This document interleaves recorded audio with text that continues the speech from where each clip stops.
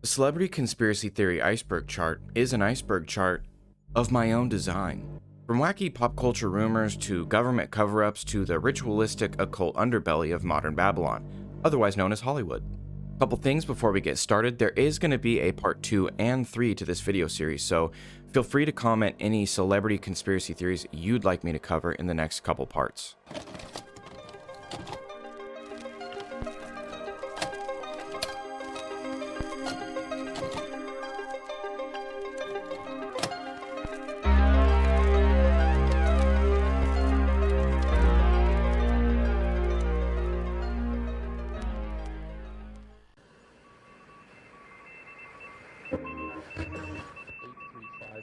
The theory is that O.J. Simpson allegedly took the rap for his son, Jason.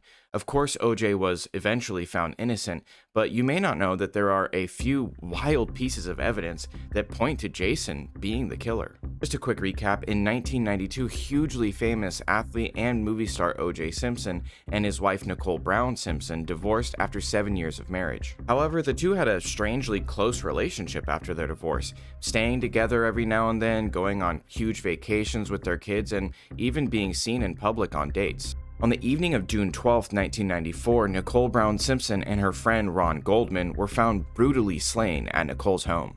Both had been stabbed repeatedly, and Nicole's head had been almost completely removed. The police quickly arrested OJ, and though he was eventually found innocent, the world pretty much deemed that he was guilty. So now we can get to OJ's son, Jason. Now, Jason had a rather difficult childhood. When Jason was just 7 years old, his father, OJ, started dating Nicole while still married to Jason's mom. 2 years later, his parents would finally divorce, and OJ married Nicole and went on to have 2 more children with her, leaving Jason feeling a little less important in his father's eyes. Jason's youngest sister, Erin, drowned in the pool while the kids were swimming unattended just a couple months after the divorce. Supposedly, by the time he was 14, Jason was already struggling with substance abuse problems. By the time summer of '94 rolled around, Jason had already been arrested 4 times, twice for DUI, once for driving on a suspended license, and once for assault with a deadly weapon. Jason had attacked his girlfriend, severely injuring her with a knife, which, is the same way his stepmom went.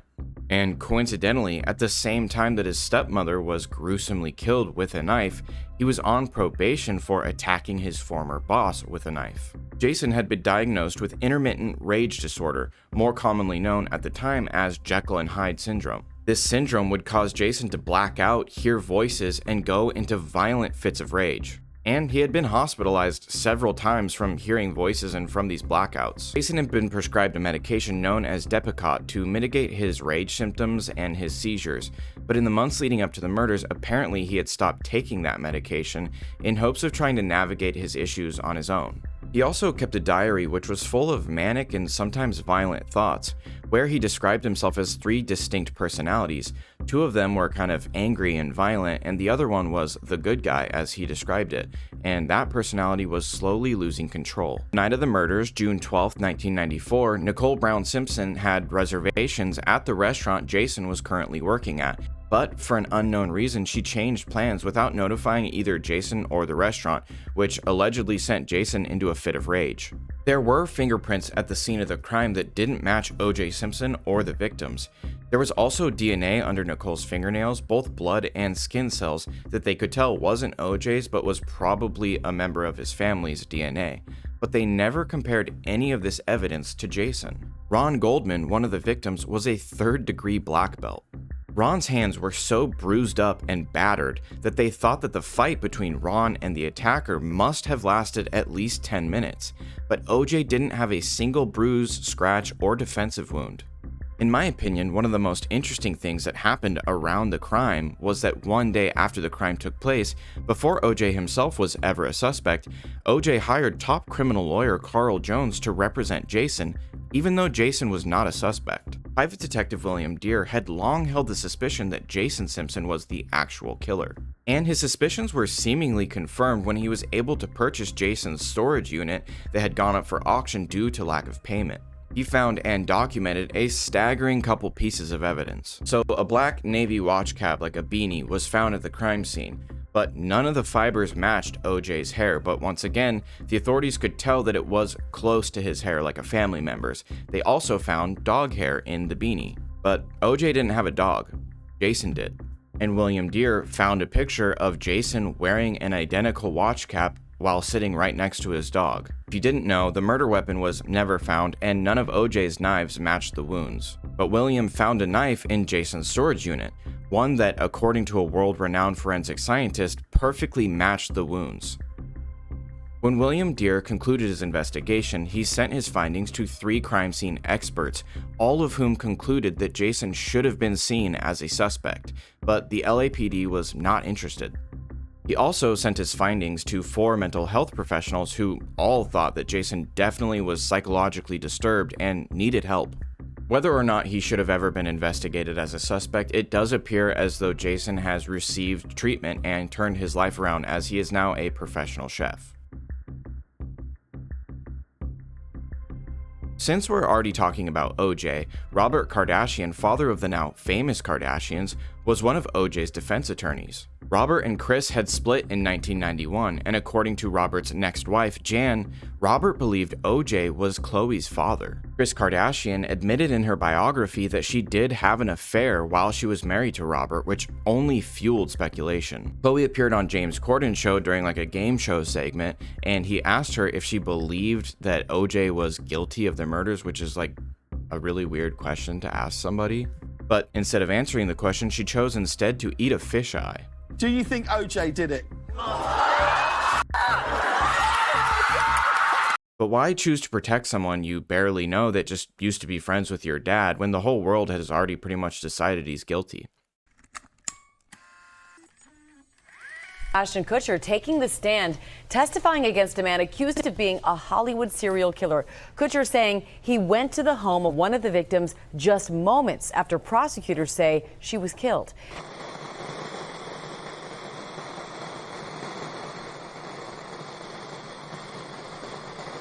On February 21, 2001, Ashton Kutcher arrived at friend Ashley Ellerin's house between 10:30 and 10:45 for a date. The date was originally scheduled for closer to 8 p.m., but Ashton had gotten caught up at a Grammy Awards viewing party. When he realized how late he was, he reportedly called Ashley at around 9:30, and she was still alive and well, just getting out of the shower and still definitely wanted to go on the date. When he finally arrived to Ashley's house, he knocked, but no one answered. He could see lights on, so he tried to open the door, but it was locked. Ashton said he assumed that since he was so late, maybe she got upset and just went out with a friend instead, no big deal. So he started looking through her windows and saw what appeared to be a large red wine stain on the floor, which he also thought was no big deal since he had been at her party a few days before, which was kind of a wild, he described it as like a college party. Well, it turns out the wine stain was not a wine stain, it was blood because Ashley had been brutally murdered. The following day, when Kutcher found out about his friend's passing, he immediately contacted the police, worried about them finding his fingerprints on the doorknob. Miraculously, Kutcher was never a suspect, and he actually recently testified against the alleged killer, the Hollywood Ripper. A man named Michael Gargiulo, who was convicted in 2019 of killing 2 women and sentenced to death. One of those women was Ashley Ellerin, who he denied killing, but he also said, quote, "Just because 10 women died and my DNA was at the crime scene doesn't mean I did it." So, theorists point out that it's a little strange that Kutcher just tried to enter the woman's residence after she didn't answer, and that after deciding that it was no big deal, he still looked through her windows. They also point out that it was a really small window of time between him talking to her on the phone at 9:30 and seeing the red wine stain on the floor at 10:30, 10:45. So if he didn't do it, the killer must have done it right after they got off the phone.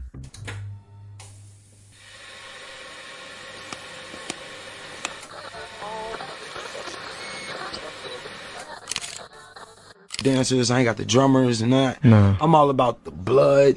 You know, we gotta turn up. The You know, blood. It's all about rage Blood. and just like the. Who's bleeding on stage? I mean, you know, I'm not bleeding, but the fans are like I feel you. giving their bodies. Bleeding, but the fans are like I feel you. giving their bodies. Bleeding, fans are like I feel you. giving their bodies.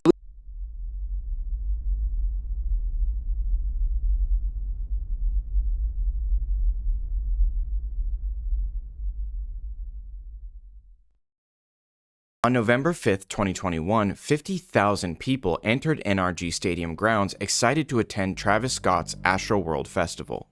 Approximately 300 of those people were injured, 25 hospitalized, and 10 people, including a 9-year-old child, would tragically lose their lives at the event. All deaths and injuries basically being caused by massive crowd surges and cramped conditions, the victims basically being asphyxiated or trampled. Now, when I'm researching anything related to the paranormal, true crime, conspiracies, anything like that, rarely am I bothered. I guess probably like a lot of you, I'm a little desensitized at this point, but anytime I went to research this topic, read any of the witness statements, or watch any of the footage, I had this horrible, anxious, sick feeling. While searching this exact topic online, I found other people talking about this same dark feeling they got anytime they watched any of the videos, like while the event was happening. A lot of people claiming that this event was a dark ritual and was so powerful that they were warning other people in the community to not watch any of the footage.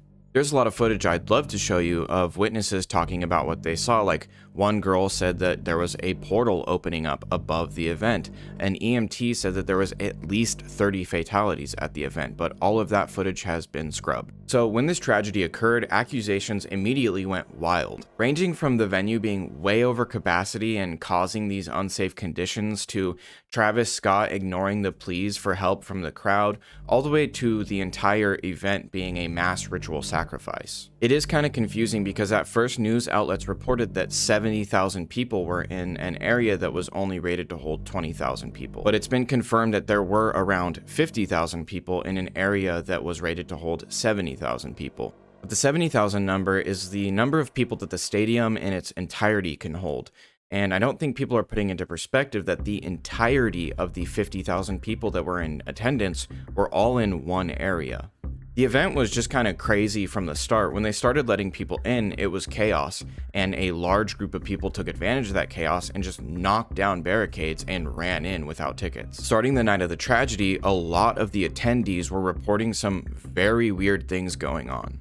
Before and after the whole tragedy unraveled, people were tweeting and making TikToks about a very strange, off-putting low frequency that was being emitted into the stadium grounds for like 6 or 7 hours leading up to the concert. Another absolutely nightmarish report comes from a young woman seeing people getting crushed and being unable to breathe in the crowd, and she barely makes it out herself onto a side stage area. And once she was up there, she begged multiple venue staff and people who were probably on Travis Scott's staff to call the police, call the paramedics. People are hurt and dying down there, but none of them would listen to her. They were all just kind of entranced, not paying attention to her. And then some of them started trying to push her back into the crowd and off the stage. There are clips from in between songs where you can hear people screaming for help and screaming out in pain, but it's just mixed in with people cheering.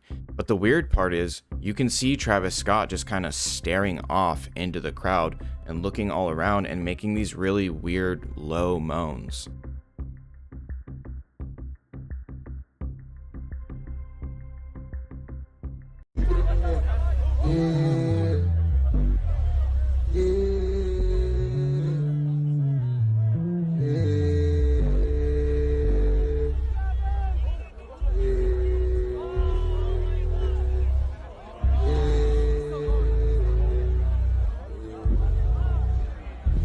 Another man uploaded his story of desperately trying to fish people out of the crowd onto a VIP platform because he was trying to save their lives. You could see that they were asphyxiating. But the people on the VIP platforms just couldn't be bothered. They didn't seem to care. He was telling them people are dying, but they just kept trying to shove people back into the crowds because they hadn't paid for VIP seating.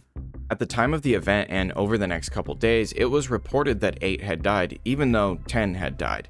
But that number 8 was parroted over and over by every major news agency. And this number 8 will be very important later. Many point out the likeness of ASTROWORLD's design choices to classic renditions of hell like this, and its resemblance to the Harrowing of Hell painted by Hieronymus Bosch in the late 15th century. Oddly enough, the event had a 56-page mass casualty event and emergency response plan, where they referred to potential dead concertgoers as Smurfs, instructing staff to refer to any potential fatalities as Smurfs over the radio. Which, yeah, it seems a little off color, but when looked at a little bit closer, reveals yet another occult reference. Smurfs' main villain, Gargamel, is a warlock that uses black magic as a weapon against the Smurfs, using symbols like the pentagram to conjure dark spirits.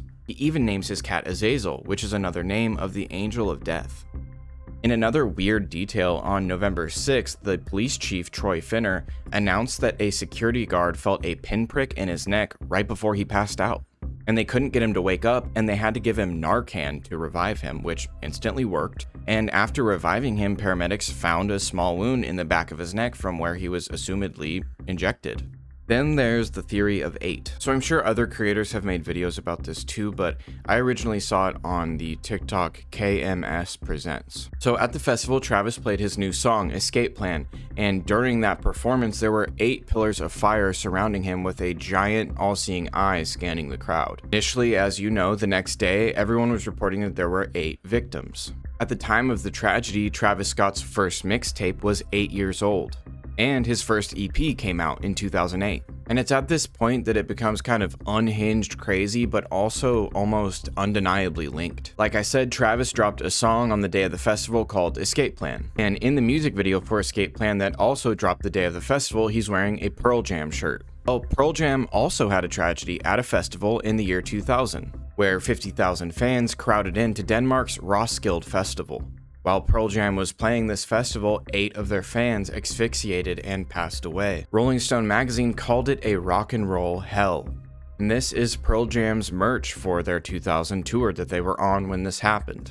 An 8 with an eye in the middle of it. In numerology and astrology, the number 8 applies to Saturn, as during its orbit, it is 888,888,888 miles away from the Sun at 2 different times.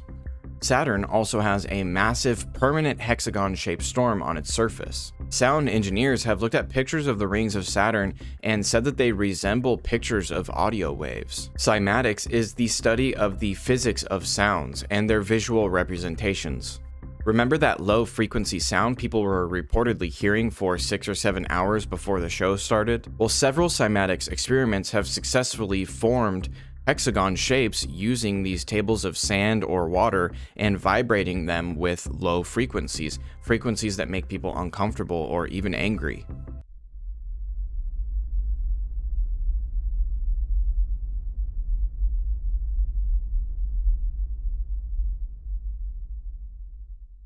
Yeah. You said once that you thought that your father was a CIA operative. Yes? Yeah, he was. How do you know? What proof? See, I shouldn't get into this right now. Okay. This is where we're going to get into trouble. But this is something that you feel and that you're trying...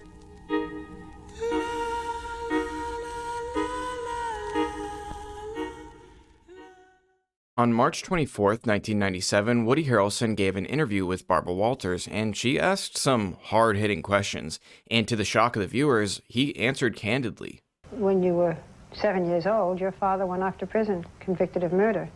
Tell me how you feel today, what the story is today. Well, he is in prison right now for the killing of a federal judge. I think that... On May 29th, 1979, federal judge John H. Wood, also known as Maximum John, was assassinated outside of his car in San Antonio, Texas. Judge Wood was shot in the back with a long-range rifle, allegedly by Woody Harrelson's dad, a hitman known as Charles Harrelson. Judge Wood held the nickname Maximum John because he would frequently give out the maximum sentence to drug traffickers, which had put a major damper on the drug trafficking trade. Texas drug lord Jamie Chagres had put a hit out on him, and allegedly Charles Harrelson collected. The hit was major news, as it was the first time a judge was assassinated in the 20th century, but it kicked off a slew of major assassinations in the 80s. But there is much more to this story than meets the eye, because according to Woody Harrelson, his father didn't take the job from a drug lord, he took it from his CIA handler, who then burned him and sold him out to cover their tracks. It's basically an open secret at this point that during the late 70s and early 80s, quote-unquote rogue branches of the CIA were trafficking drugs on behalf of the cartels and making millions of dollars doing so. There's also a long-held conspiracy theory that Charles Harrelson was one of the 3 tramps, 3 mystery men that were believed to be hitmen photographed at the scene of the JFK assassination. Now, the CIA has a history of disposing of their assets in a less than ideal way, so I really don't think this one is much of a stretch.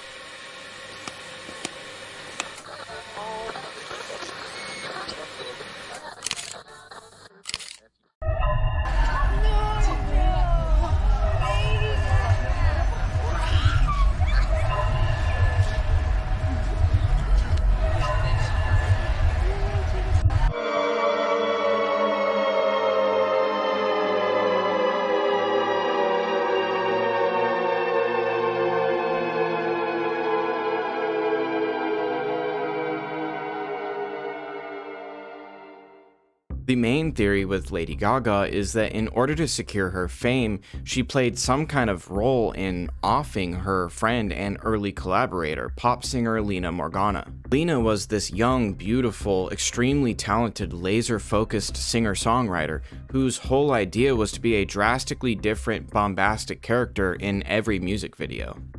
Before the fame, Lady Gaga was Stephanie Germanotta, and in 2006 she was scouted by talent agent Rob Fusari, who was looking for the next big, edgy starlet. Fusari was also working with Lina Morgana, and he introduced Stephanie and Lina to each other. Stephanie soon became co-writer and backup singer to Lina, and the two seemed to work really well together. But Fusari had been working on this new idea, this new artist name, and in 2007, Stephanie Germanotta became Lady Gaga and was signed to Interscope Records. Lina and Gaga even did a song together called Wonderland in 2007. And in 2008, Lady Gaga's debut record, The Fame, was released. Unfortunately, on the morning of October 4th, 2008, Lina Morgana fell to her death from the top of the Staten Island hotel. Upon hearing of the singer's passing, Lady Gaga commented that it was tragic that someone died at such a young age, but that the two barely knew each other. But from the clear history between the two, that seems false. The theory claims that it was Lina's idea to have this larger-than-life character that Lady Gaga is famous for.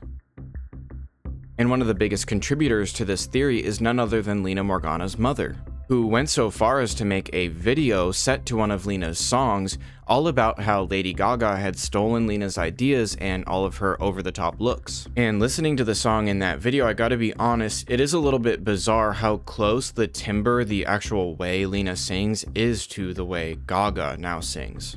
Now, to be clear, Lina's mom never suggested that Gaga was actually involved in the singer's death, only that she had capitalized on it.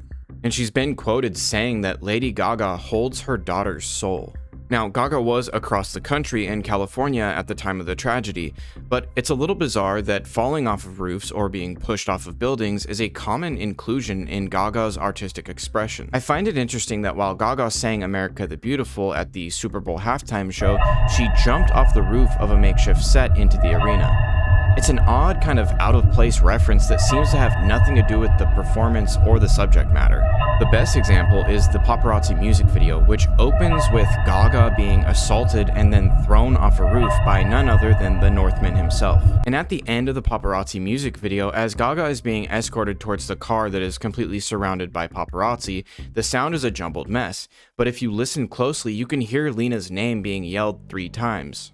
Apparently, in the summer of 2011, during a stay at London's lavish Intercontinental Hotel, the staff was shocked and afraid when they found Gaga's bathtub full of what looked like blood. One of the housekeepers even claimed that Gaga had been bathing in it as some kind of blood ritual. The incident was reported to the hotel's concierge, who upon reporting it to her superiors was told to put it out of her mind. What I find most interesting about this story is that before Gaga arrived at the hotel, her staff sent their own personal team of paranormal investigators armed with over $30,000 worth of state-of-the-art ghost hunting equipment to clear the hotel for her. Gaga also seems to be a student or protege of some kind of Marina Abramovich, the spirit cooking Satanist. Spirit cooking is a ritual performed under the guise of modern art, designed to desensitize the soul. Here's Gaga and Abramovich picking at a bloody cadaver, which was said to be a cake. Now, I don't love guilt by association, but Marina Abramovich studied ritualistic surgery and psychic surgery under John of God, cult leader, sex criminal, and psychotic sadomasochistic torturer. And probably a murderer, but that's never been confirmed. He's been accused of assaulting over 300 women, using his influence as the Brazilian Jesus and his status as a faith healer to commit his crimes. Famously, Oprah was also a pupil of John of God, and it seems Abramovich is adding his techniques into her ever-escalating bloody ritualistic practices. So how much of a show is Lady Gaga's bloody behavior, knowing that John of God is just 2 degrees of separation away?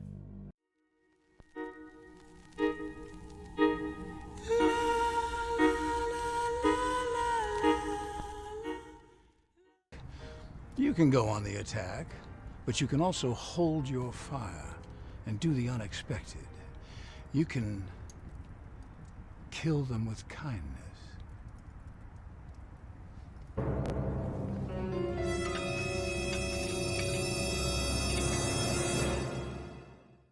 On Monday, October 30th, 2017, actor Kevin Spacey infamously defended himself against allegations of abusing 14-year-old Anthony Rapp in 1986 by coming out as gay.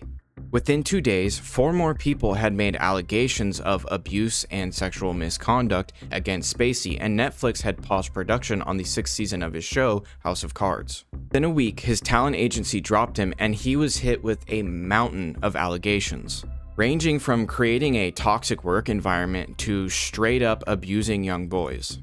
All in all, 3 very serious allegations were going to court in 3 different cases, and all 3 plaintiffs were killed before they could go to trial. One of them remained anonymous and was known only as John Doe, and he died right before trial.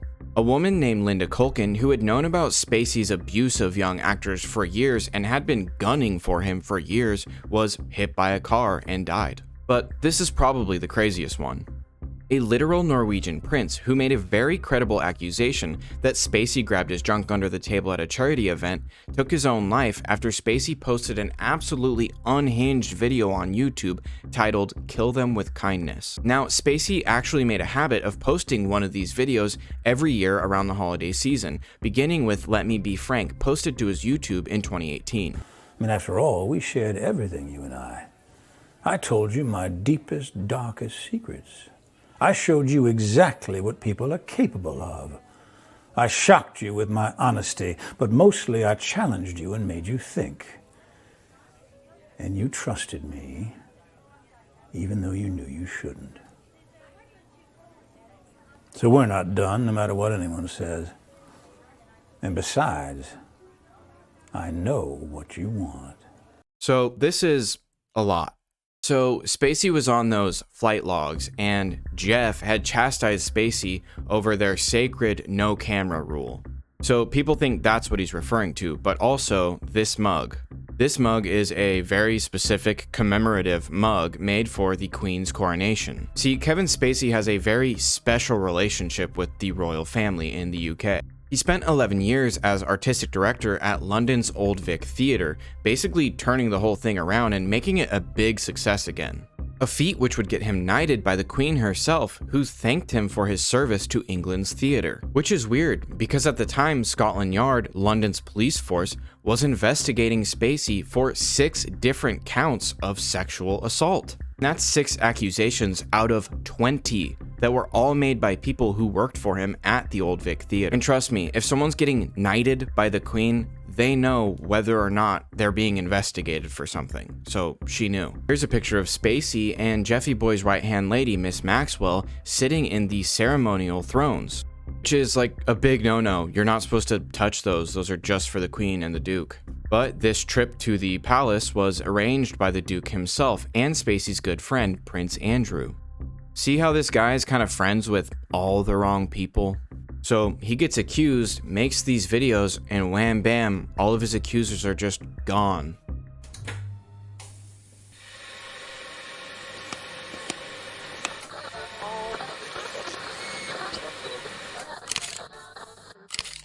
We need to talk about Nickelodeon and what happened to Amanda Bynes, Jeanette McCurdy, Jamie Lynn Spears, and probably every other young starlet that went through Nickelodeon in the late 90s and early 2000s. But first, a look at some of the kooky characters that have been involved with Nickelodeon. Talk about you and I. Why don't you just have a seat right there, please? Okay. I need you. No. Seriously. You're going to want to talk to me. I'm sorry. Trust me on this. Now, you work at Nickelodeon, huh? No. You don't. What's your name?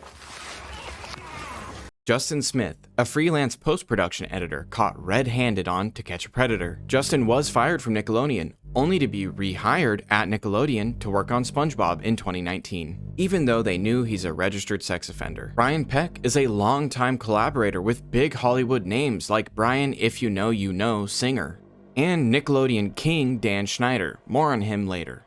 Here's Brian with a young Leo DiCaprio. You see him? We draw drawings of each other. Brian is the famous artist, and we always make fun of each other and portray each other in silly, satirical ways. Leo's job on this set, for some reason, is to make fun of me all day long. Leo, as you know, is the latest, hottest, hunkiest teen idol there is. Yeah, muscles. Look, speaking of hunky, huh?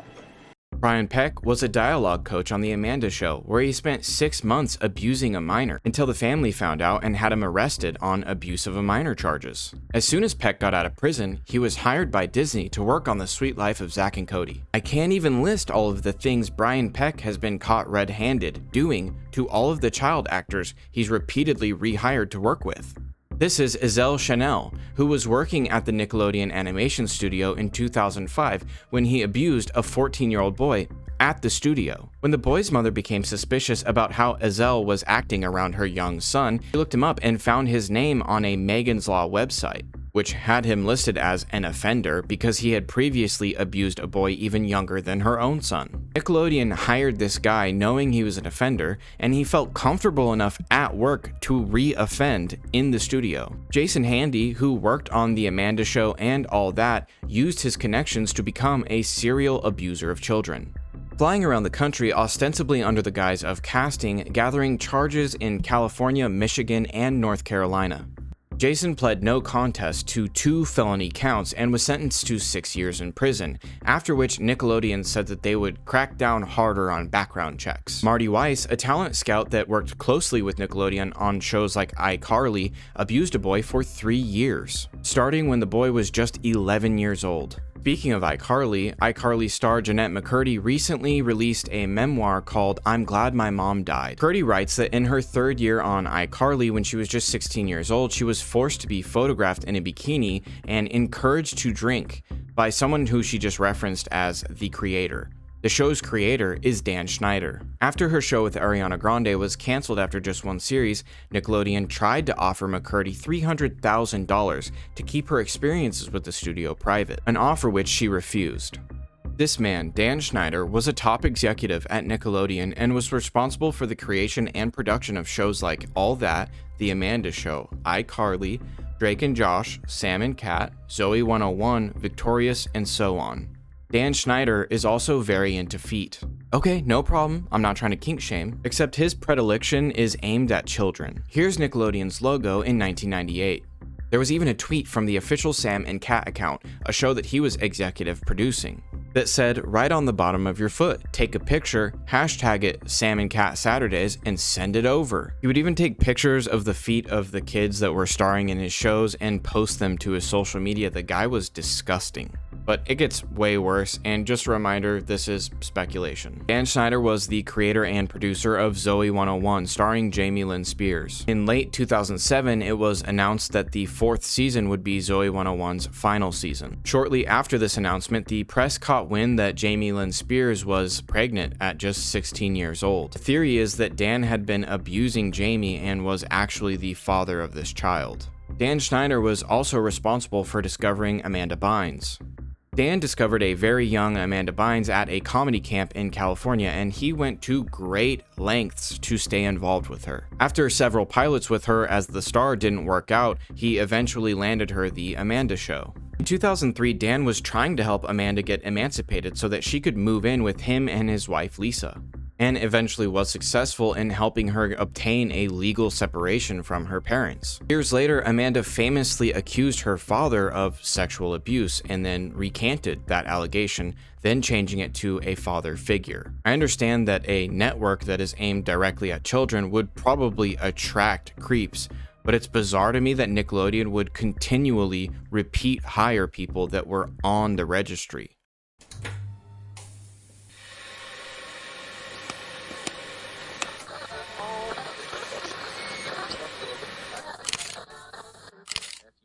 On December 20th, 2009, massively famous actress Brittany Murphy was found dead under mysterious circumstances in her home. Initially, the coroner ruled her cause of death to be pneumonia, but that was quickly disputed as it's really irregular for a healthy 32-year-old woman to die of pneumonia, so it was ruled as pneumonia exacerbated by acute anemia. The coroner, Ed Winter, then visited the home and found hundreds of prescription bottles both on Brittany's side and Simon's side, that was her husband, Simon Monjack.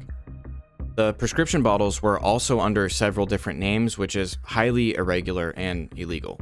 But because of this discovery, the misuse of pharmaceuticals was listed as a potential cause of death. But it's a little more complicated than that.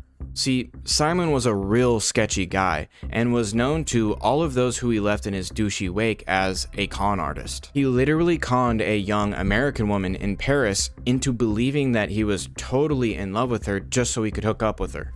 Then he convinced her that he was dying of cancer so that she would let him impregnate her. Then, once he knew she was pregnant, he flew her back from Paris to New York where he was supposed to meet up with her so that he could get his fake cancer treated, and then he just ghosted her. And that was his second secret kid. Nobody knew about these kids. On top of that, Brittany had this really strange shift from being this sharp, really talented actress to barely being able to get her lines out and garbling her words. And she had to be replaced in her final role because she wouldn't do what was in the script because Simon was there and he was like interjecting and causing problems. So because of what people found out about Simon and about the pharmaceuticals, they basically think that he got her hooked on medication. Add that to the anemia and a potential mold infestation in their very cluttered house, the coroner thought he pretty much had it figured out.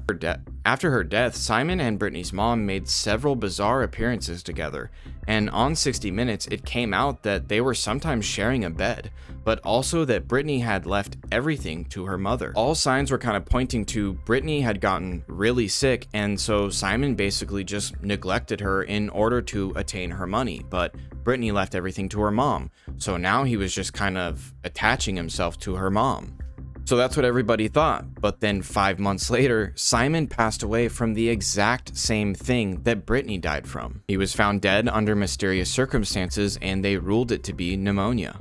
At this point, the coroner's office made a call and had a city worker go over to the house to check for a mold infestation, but the mother refused and quickly moved away. But then Brittany Murphy's estranged father got involved and got his hands on the coroner reports and found something strange. There were heavy metals found in Brittany's system, and come to find out, these same heavy metals were found in Simon Monjack's system. So this is where we take a hard left turn into a government conspiracy. Julia Davis is like a stunt woman wrapped in a mystery, wrapped in a federal agent, wrapped in a riddle. She has a long list of credits on IMDb, one of them working with Brittany Murphy in the movie Girl Interrupted. Davis was also a Department of Homeland Security acting director and a U.S. Customs and Border Protections officer. On the 4th of July 2004 at the U.S.-Mexico border, Julia was shocked when a group of 23 Muslim men, all identified on the high-risk terror watch list for their ties with Al-Qaeda, attempted to cross the border into the United States. To her surprise, her superiors instructed her to wave all of them through with 0 checks and with alerting no federal agencies. Afterwards, when she protested the decision to her supervisor, she was told to take the warning paperwork that had been printed on the men to the intelligence department, but alas, they had all been given the day off.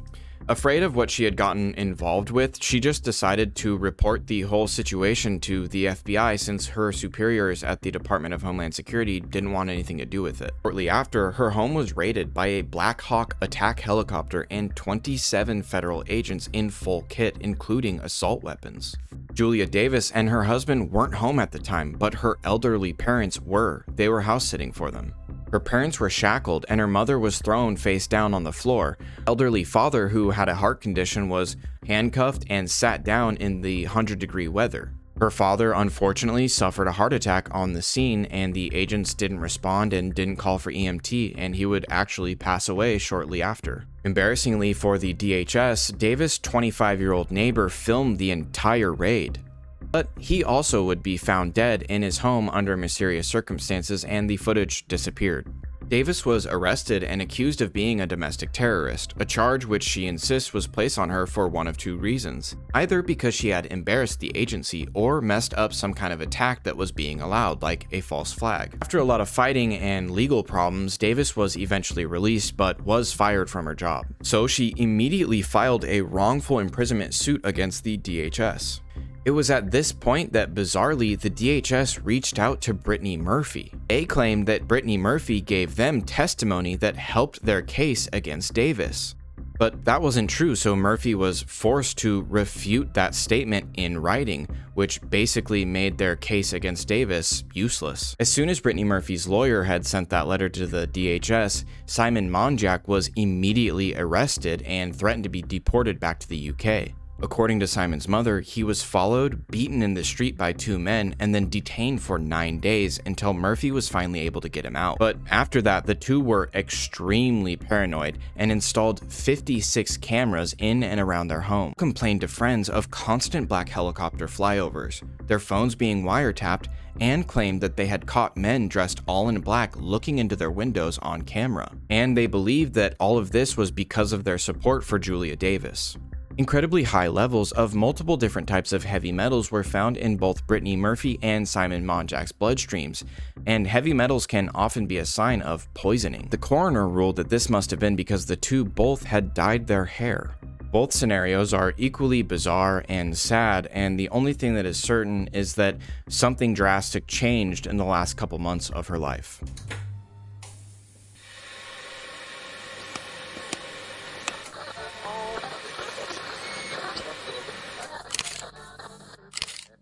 Dane Cook received some very light backlash earlier this year when he announced his proposal to longtime girlfriend, 23-year-old Kelsey.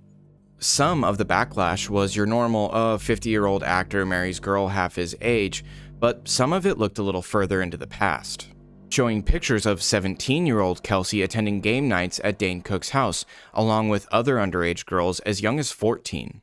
His Instagram feed shows them intimately close for the first time in April of 2018, which she was 19 at the time, but she is pictured over and over with the group all the way back to when she was 17. So were Dane and Kelsey just innocent friends until the day she turned 18, or was Dane doing the big bad G word? The G word is grooming. I love her, Cook told Kimmel back in 2019. She's the kindest, sweetest, just my favorite, my best friend. Sometimes I actually find myself saying, where has she been all my life? And then I realize she wasn't alive for the first 26 years of it. Maybe it's true love. Maybe he really never saw her as a romantic interest until the day she turned 18, and then he fell madly in love. Is it maybe a little cringy, a little gross? Yeah, but there's something far, far more disturbing about these pictures. Prominently featured and tagged on almost every single one of these game night pictures is a man named Isaac Kappy. Kappy was an up-and-coming actor in films like Thor and, I don't know, some other shit. He seemingly suffered a very public mental breakdown during which he claimed to have witnessed many celebrities abusing children and worse. He specifically named this man, also in many of the game night pictures, Seth Green, saying that one time while at Seth Green's house, Seth opened a hidden door leading into a dungeon-like area, creepily insisting that Kappy follow to where they keep the children. Throughout his breakdown, Kappy claimed that he was going to be punished for speaking out, that he was not suicidal but would be killed. On May 13th, Kappy was caught on dashcam aimlessly wandering in the Belmont area of Arizona. Minutes later, he allegedly jumped to his death, although the news reported it that he forced himself off a bridge. So was Kappy just having a nervous breakdown over the pressures of Hollywood and fame? Kappy's death was never mentioned by Dane Cook, which I do find a little mysterious as the two were apparently close. Allegedly.